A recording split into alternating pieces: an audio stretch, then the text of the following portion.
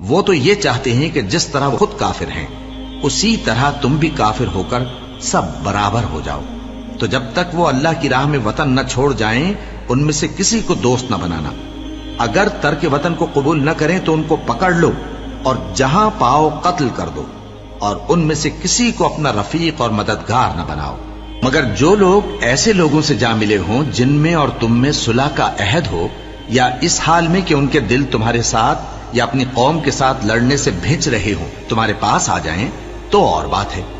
اور اگر اللہ چاہتا تو ان کو تم پر غالب کر دیتا تو وہ تم سے ضرور لڑتے۔ پھر اگر وہ تم سے کنارہ کشی کریں یعنی تم سے نہ لڑیں اور تمہاری طرف صلح کا پیغام بھیجیں تو اللہ نے تمہارے لیے ان پر زبردستی کرنے کی کوئی سبیل مقرر نہیں کی۔ تم کچھ اور لوگ ایسے بھی پاؤ گے جو یہ چاہتے ہیں کہ تم سے بھی امن میں رہیں اور اپنی قوم سے بھی امن میں رہیں، لیکن جب فتنہ انگیزی کو بلائے جائیں تو اس میں اوندھے منہ گر پڑیں۔ تو ایسے لوگ اگر تم سے لڑنے سے کنارہ کشی نہ کریں اور نہ تمہاری طرف پیغام صلح بھیجیں اور نہ اپنے ہاتھوں کو روکیں تو ان کو پکڑ لو اور جہاں پاؤ قتل کر دو۔ اور انہی لوگوں کے مقابلے میں ہم نے تمہیں کھلی چھوٹ دے دی، اور کسی مومن کو شایع نہیں کہ دوسرے مومن کو مار ڈالے مگر غلطی سے ایسا کر بیٹھے، اور جو غلطی سے بھی مومن کو مار ڈالے تو وہ ایک مسلمان غلام آزاد کر دے اور مقتول کے وارثوں کو خون بہا بھی دے، مگر یہ کہ وہ معاف کر دے۔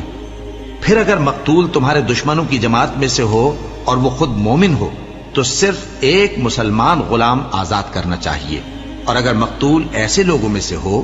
جن میں اور تم میں صلح کا عہد ہو تو وارثان مقتول کو خون بہا دینا اور ایک مسلمان غلام آزاد کرنا چاہیے،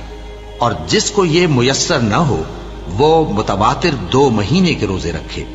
یہ کفارہ اللہ کی طرف سے قبول توبہ کے لیے ہے، اور اللہ سب کچھ جانتا ہے، بڑی حکمت والا ہے۔ اور جو شخص کسی مسلمان کو قصدن مار ڈالے گا تو اس کی سزا دوزخ ہے جس میں وہ ہمیشہ جلتا رہے گا، اور اللہ اس پر غضبناک ہوگا اور اس پر لعنت کرے گا، اور ایسے شخص کے لیے اس نے بڑا سخت عذاب تیار کر رکھا ہے۔ مومنو، جب تم اللہ کی راہ میں باہر نکلا کرو تو تحقیق سے کام لیا کرو، اور جو شخص تم کو سلام کرے اس سے یہ نہ کہو کہ تم مومن نہیں ہو، کہ اس سے تمہاری غرض یہ ہو کہ دنیا کی زندگی کا فائدہ حاصل کرو۔ سو اللہ کے پاس بہت سی غنیمتیں ہیں، تم بھی تو پہلے ایسے ہی تھے، پھر اللہ نے تم پر احسان کیا، چنانچہ آئندہ تحقیق کر لیا کرو۔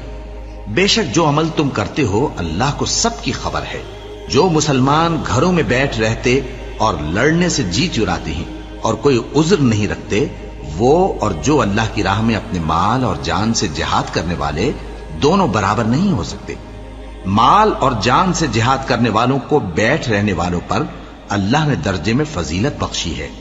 اور بہترین انجام کا وعدہ اللہ نے سب سے کیا ہے، اور اجر عظیم کے لحاظ سے اللہ نے جہاد کرنے والوں کو بیٹھ رہنے والوں پر کہیں فضیلت بخشی ہے، یعنی اللہ کی طرف سے درجات میں اور بخشش میں اور رحمت میں، اور اللہ بڑا بخشنے والا ہے، بڑا مہربان ہے۔